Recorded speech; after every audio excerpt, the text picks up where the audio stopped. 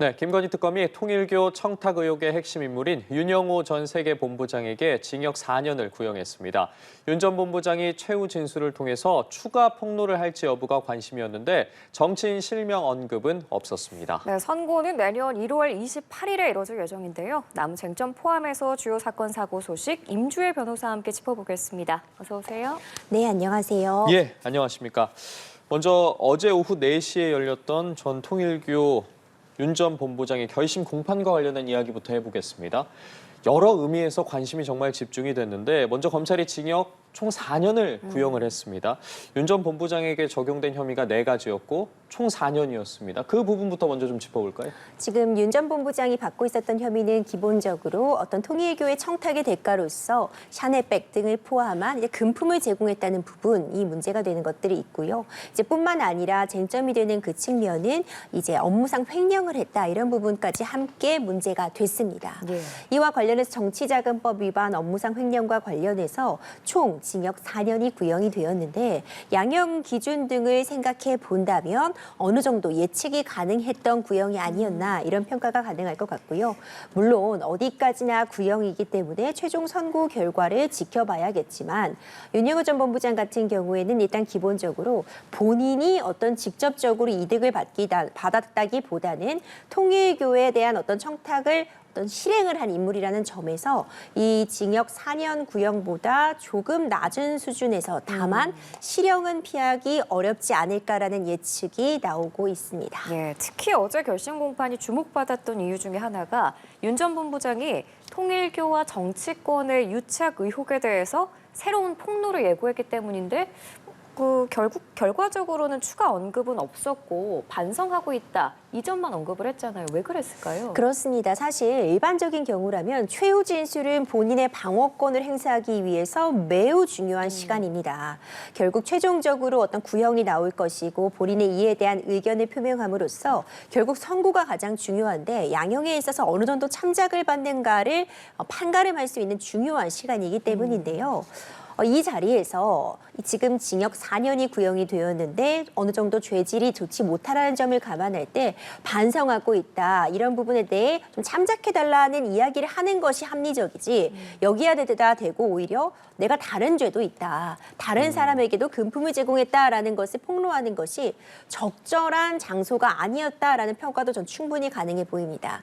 그렇기 때문에 변호인과의 상의가 된 지점도 분명히 있으리라고 보고요. 예. 이 최후 진술 과정에서 오히려 이 징역 4년 구형에 대해서 충분히 양형에서 참작을 받을 만한 요소, 반성하고 있다는 점, 일부 잘못을 시인하는 점 이런 부분을 강조해야지 굳이 이 자리에서 추가 폭로를 이어갈 실익이 없다라는 다분히 본인에게 합리적인 선택을 했다라고 저는 평가를 합니다.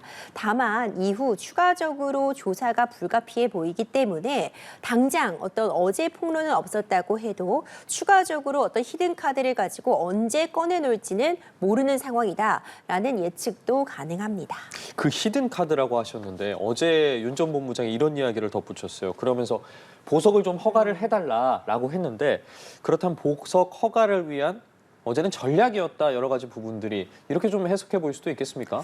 보석도 이제 한 가지 어떤 방안으로서 생각을 하고 있었을 것이고요. 예. 이제 그런 부분도 있겠지만 기본적으로 형량을 최대한 줄이기 위한 전략적인 선택이라고 봅니다. 실형을 피하기는 어려울 것이다. 일부 유죄가 나올 수밖에 없는 점은 분명합니다. 본인도 지금 잘못을 시인하고 있는 상황이기 때문에요. 유죄가 인정된다면 가장 합리적인 전략은 최대한 형량을 적게 받기 위해서 양형에 있어서 참작을 받기 위한 그런 선택을 했다고 봅니다. 거기에 덧붙여서 보석을 허용해달라. 이제 불구속 상태에서 추가적인 과정을 이루어질 수 있도록 해달라라는 취지의 주장도 피고인의 방어권 행사 측면에서 충분히 할 수 있는 주장이기 때문에 이런 부분을 감안한다면 오히려 무리하게 다른 여죄의 어떤 그런 여지를 남기기보다는 조금 더 보수적이고 안전한 전략적인 선택을 했다 보여집니다. 예, 현재 이제 특검팀으로부터 통일교의 민주당 지원 의혹 사건을 넘겨받은 경찰이 특별 전담 수사팀을 편성하고 곧바로 수사에 착수했는데 이렇게 바로 수사에 착수했다는 건 일각에서 제기하고 있는 그 공소시효 임박 문제 이 점을 좀 고려한 걸로 보세요.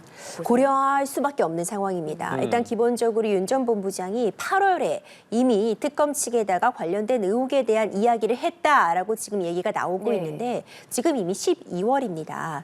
특히 현재 문제되고 있는 그런 죄명 뭐 정치자금법 같은 부분에는 이 공소시효가 7년이고 2018년도 정도에 문제가 된다라는 진술도 나오고 있기 때문에 그렇다면 이미 공소시효가 임박한 상황입니다.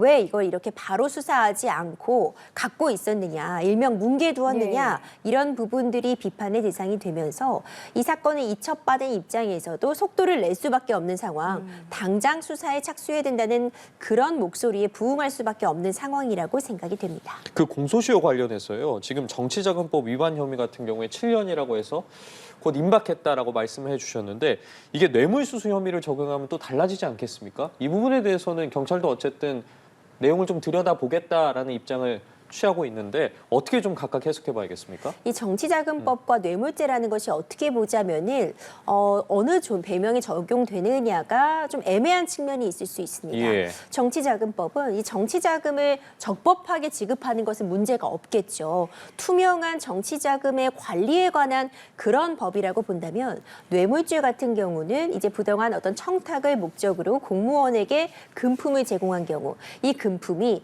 이 어떤 청탁과의 대가성이 있는 경우에 성립을 하기 때문에 어떤 죄명이 적용이 될지가 이 금품의 성격이라던가 그 금품을 주고받은 상황에 따라서 그리고 그 관계에 따라서 좀 적용이 달라질 수 있는 측면이 있어 보입니다. 그런데 지금 쟁점은 공소시효입니다. 정치자금법이 문제될 만한 사안이라고 한다면요. 공소시효가 7년인데 뇌물죄가 문제된다고 한다면은 금액에 따라서 공소시효가 최대 15년까지 인정될 수 있습니다. 예. 근데 뇌물죄가 인정이 된다고 하면 상대적으로 공소시효가 훨씬 더 여유가 있는 상황이 되기 때문에 이런 이야기가 나오는 것이고요. 다만 정치자금법이 적용된다고 해도 공소시효가 무조건 지금 임박을 했다라고 단정할 수는 없는 것이 2018년도에도 어떤 문제가 있었다고 한다면 그 사건이 계속해서 이어져서 그 이후에도 구체적으로 어떤 청탁과 관련된 연락을 주고받았는지 여부, 그 이후에도 어떤 사적인 관계를 유지해왔는지에 따라서 공소시효 기산점이 조금 더 뒤로 밀려날 가능성도 전 있다고 봅니다. 그럼 그때부터 적용을 할 수도 있다는 말씀이신 거죠? 그러니까 이 시점이라는 것이 아직 수사기관에서 명확하게 밝히고 있지 못하기 때문에 일단 중요한 건 빠른 수사인 것 같습니다. 일단 빠른 수사를 통해서 공소시효의 기산점 여부도 정리를 하고 어떤 죄목을 정해볼 수 있을지도 정리를 함과 동시에 여러 가지 무성한 의혹들로만 제기되고 있는 부분에 대해서 좀 사실관계 파악도 빠르게 진행해야지 좀 정리가 되지 않을까 생각이 됩니다. 예, 이렇게 통일교 관련 의혹은 앞으로도 좀 계속될 걸로 보이고 저희는 다음 주제로 넘어가겠습니다. 저희가 며칠째 이 시간에 개그우먼 박나래 씨 논란을 계속 짚어보고 있는데 앞서 박나래 씨가 일명 주사임무란 인물에게 불법 의료 서비스를 받아온 게 아니냐는 의혹이 제기된 바 있는데 또 다른 인물이 등장을 했습니다. 주사이모가 아니고 링거이모도 등장을 한 거죠. 그렇죠. 새로운 폭로가 나왔는데요. 사실 그 내용은 좀 유사한 측면이 있습니다. 이 박나래 씨가 2023년도에 지방으로 촬영차 출장을 갔을 때 그 지방에서 머물고 있었던 그 호텔 방에 이제 일명 링거 이모라고 불리는 또 다른 사람을 불러서 이제 링거를 맞았다라는 추가 폭로가 이어진 건데요. 이 링거 이모와 매니저가 나눈 그 문자 메시지 같은 부분도 이제 공개가 되었는데 현재까지 전해지고 있는 바에 따르면 이 링거를 놔주는 그런 금액을 좀 협의하는 듯한 모습, 이제 그런 내용들이 담겨 있었습니다. 이와 관련해서 아직 박나래 씨 측에서 명확한 입장을 내고 있지 않기 때문에 계속해서 의혹이 좀 일파만파 커지고 있는 그런 상황이라고 보여지는데 이 새로운 폭로 역시도 이전의 그 주사이모 논란과 유사하게 과연 지금 무자격자가 이제 이 링거를 놓는 그런 의료 행위를 한 것이 아닌지 합당한 이 합법적인 방식으로 왕진을 받은 것이 아니라 좀 불법적인 경로로서 링거를 투약한 것이 아닌지 이런 부분들이 또 새로운 쟁점으로 떠오르고 있습니다. 말씀하신 것처럼 저희가 계속해서 내용을 다루는 이유가 매일매일 좀 추가적으로 새로운 폭로들이 나오기 때문이거든요. 지금 언급하신 이른바 이 링거 이모 같은 경우에도 그렇다면 수사가 자동적으로 이루어지게 되는 겁니까? 아니면 뭐 고발장이 접수가 돼야 또 따로 수사가 이루어질 수 있는 겁니까? 이미 일명 주사 이모에 대해서는 뭐 고소 고발 예. 등이 진행이 된 그렇죠. 상황입니다. 예. 수사가 개시되는 과정은 좀 여러 가지가 있을 수 있습니다. 우리가 흔히 이야기하는 피해자가 고소를 하는 경우나 제3자가 고발을 하는 경우 또 뿐만 아니라 수사기관에서 직접 인지한 사건의 경우에도 수사를 진행할 수 있습니다. 그러니까 고소 고발이 없다고 해서 그대로 이 사건이 수면 위에 드러나지 않는 것은 아니고 인지하게 된다면 새롭게 또 사건이 진행될 수 있는데 이번 사안 같은 경우에도 파장이 워낙 크기도 하고요. 전 국민적인 좀 관심을 받고 있는 만큼 이것이 만약 일부라도 사실관계가 좀 믿을만하다거나 합리적으로 의심을 갈 만한 상황이라고 한다면 이 역시도 수사가 진행될 수 있지 않을까 생각이 됩니다. 예, 또 한 가지 폭로 짚어볼 점이 일명 주사 이모에 대해서 박나래 씨가 의사가 아닌 것 같은데 몸이 좋아졌다라고 말했다면서 무면허임을 인지하고 있었을 가능성을 시사하기도 했거든요. 실제로 박나래 씨가 이 주사 이모가 의료인 자격이 없다는 걸 알고도 주사를 맞았다면 처벌 수위가 좀 달라질 수 있는 건가요? 인지 여부가 또 굉장히 중요한 쟁점이 될 수밖에 예. 없습니다. 지금 의료법에 보면은요, 무자격자의 의료 행위에 대해서 엄격하게 금지를 하고 있고 무자격자가 의료 행위를 하면 법적으로 처벌 규정도 두고 있습니다. 다만 이 의료법에 따르면 이 환자, 그러니까 무자격자로부터 의료 시술을 받은 환자를 처벌하는 규정은 두고 있지 않습니다. 다만 경우에 따라서 지금 무자격자임을 알고도 본인이 요청을 해서 그 의료 행위를 받는다거나 예. 이 무자격자의 의료 행위를 도와준 경우나 한다면은 일종의 공범 내지는 교사범 방조범으로 처벌될 가능성이 열려 있는데 그때 가장 중요한 것이 무자격자임을 알았는지 그 예. 고의성입니다. 예를 들어서 이 무자격자임에도 병원 간판 같은 것을 달아두고 병원의 외관을 갖추고 있는 것에서 의료 행위를 한다면 이 사람이 의료 면허를 갖고 있는지 안 갖고 있는지까지를 환자가 다 확인해 볼 수는 없기 때문에 무자격자의 병원에 찾아간 환자는 처벌되지 않는 것이 당연한 결과이겠지만 무자격자임을 충분히 알 만한 상황, 병원에 가는 것도 아니고 이제 만연히 SNS나 문자 등으로 연락을 해서 이 사람을 내가 있는 곳으로 불러서 이렇게 의료행위를 받았다는 것만으로도 불법적인 부분을 인지했다는 가능성이 크고요. 만약 무자격자임을 충분히 알고 있는 듯한 그런 추가적인 내용들이 나온다면 처벌될 가능성이 좀 더 높아진다라는 해석도 충분히 가능합니다.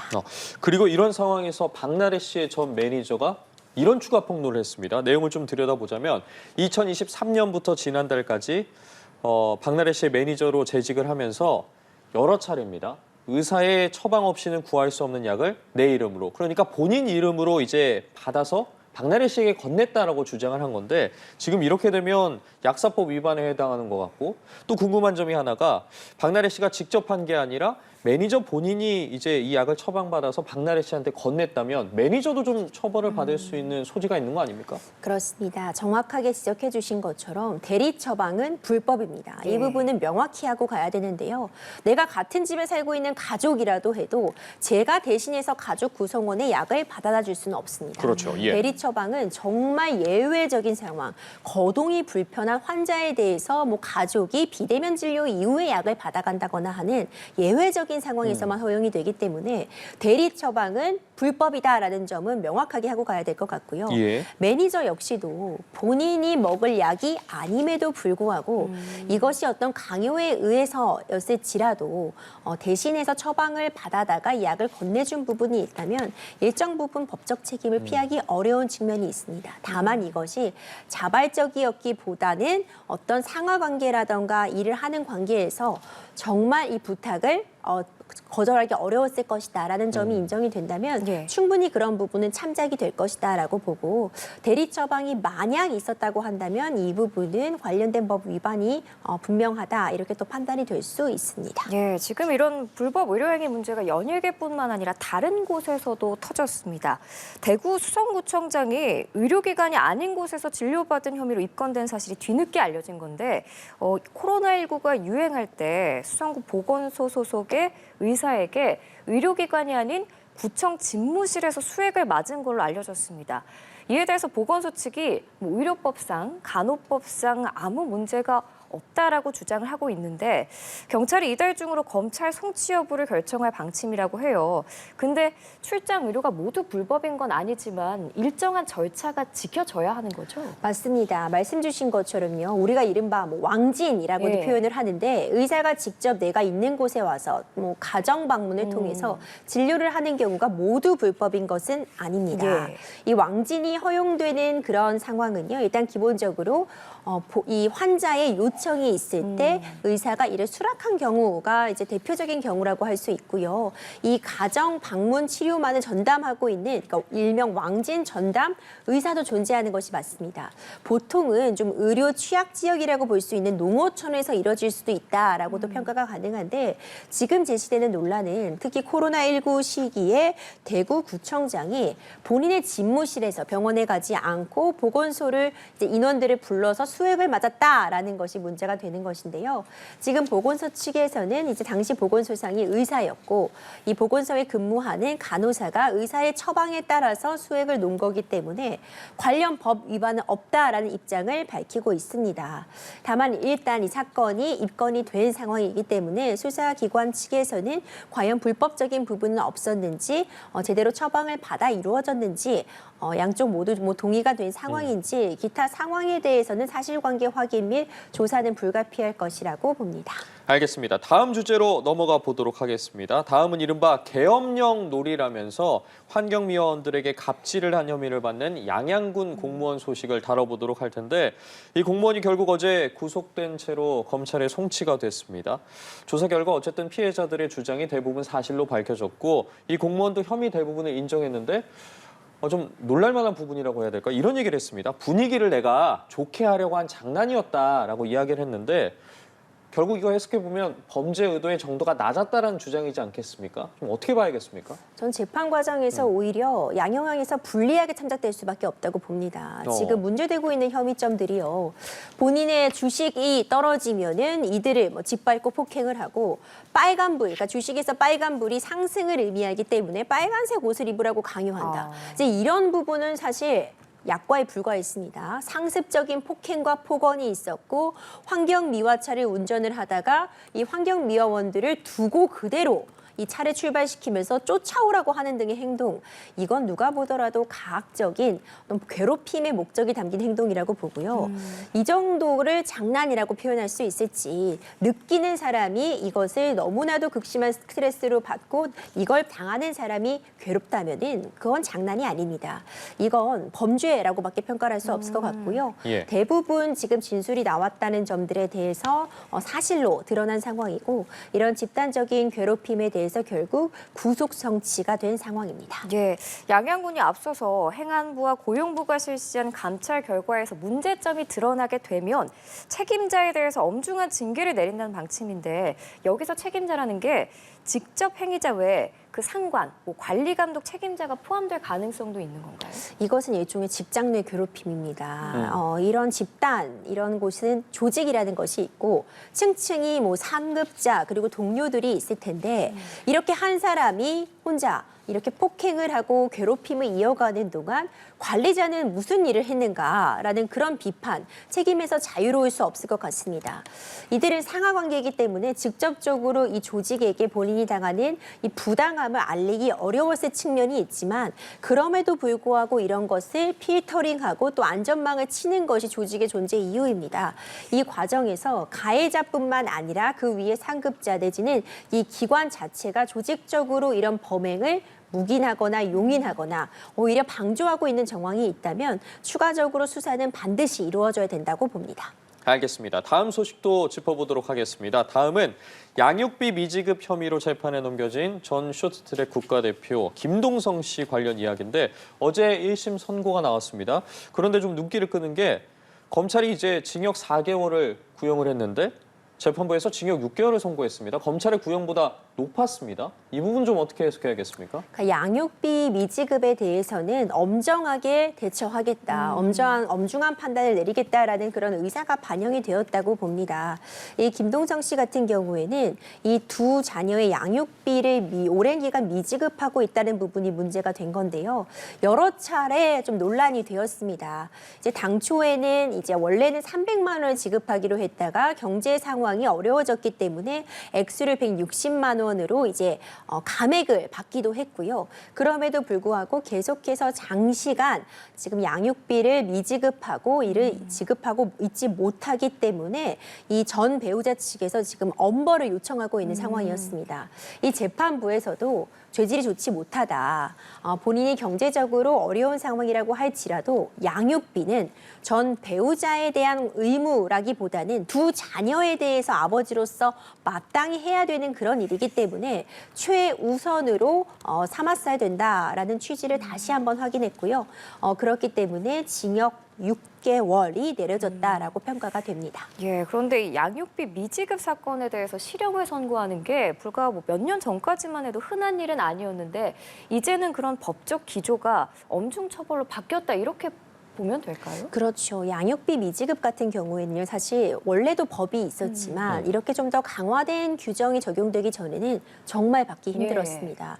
뭐 감치 명령 같은 것이 있다고 해도 이제 고의적으로 이 감치 명령을 받는 것 자체를 피하고 다닌다면은 딱히 받을 방법이 없었던 것도 현실이고요.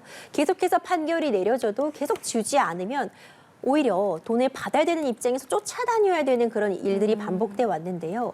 최근에 그런 선고되는 사례를 보더라도 고의적으로 또 장기간 일부라도 지급하지 않고 계속해서 전체 액수를 차일피일 미루고 장기간 미지급하게 되는 경우에는 실형 선고 사례들이 확인이 되고 있고요.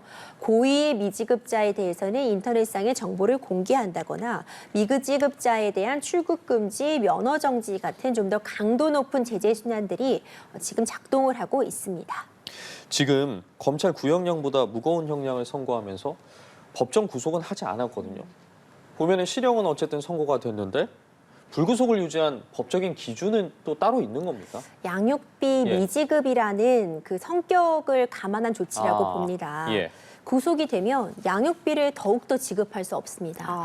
이것이 일종의 딜레마라는 평가도 가능한데 양육비를 계속 미지급하게 되면 어떤 제재 조치를 해야 되고 그것이 뭐 면허 정지나 출국 금지가 있는데 오히려 이런 제재 조치를 하면 일을 못하게 되니까 더욱더 양육비를 받지 못할 그런 확률에 놓이게 되는 이런 부분이 좀 아쉬움으로 남는데요. 일단 재판부에서도 당장 구속을 하기보다는 징역 6개월을 선고함으로써 지금 현 상황, 미지급하고 있는 상황을 엄중하게 경고하면서도 다시 한번 기회를 줬다라는 측면도 전 있다고 봅니다. 그 기회가 다른 것이 아니라 죄를 경하여 주겠다는 것이 아닌 지급을 하라. 열심히 일하여서 양육비 미지급된 부분을 해결하라라는 취지로도 해석이 가능하다고 보고 그렇기 때문에 지금 1심에서 징역 6개월이 선고되었어도 당장의 법정 구속은 피한 상황입니다. 그럼 이게 항소심에서도 양육비가 미지급이 돼도 구속은 좀 힘들 거라고 보시나요? 구속은 가능합니다. 당연히 구속은 내려질 수 있는데 아직은 1심이기 때문에